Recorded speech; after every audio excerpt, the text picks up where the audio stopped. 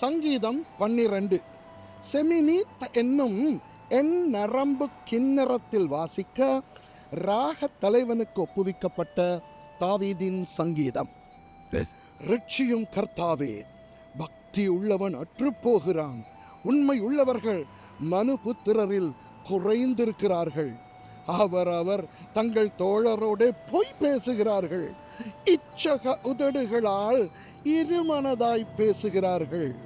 இச்சகம் பேசுகிற எல்லா உதடுகளையும் பெருமைகளை பேசுகிற நாவையும் கர்த்தர் அறுத்து போடுவார்.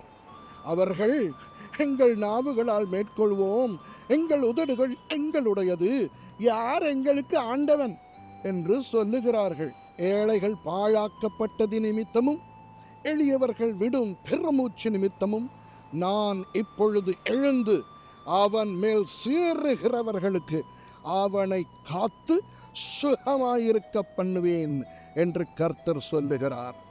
கர்த்தருடைய சொற்கள் மண்குகையில் 7 தரம் உருக்கி புடமிடப்பட்ட வெள்ளிக்கொப்பான சுத்த சொற்களாயிருக்கிறது. கர்த்தாவே, நீர் அவர்களை காப்பாற்றி அவர்களை என்றைக்கும் இந்த சந்ததிக்கு விலக்கி காத்து கொள்ளுவீர். மனுபுத்திரரில் சண்டாளர் உயர்ந்திருக்கும் போது துன்மார்க்கர் எங்கும் சுற்றித் திரிவார்கள். ஆமென்.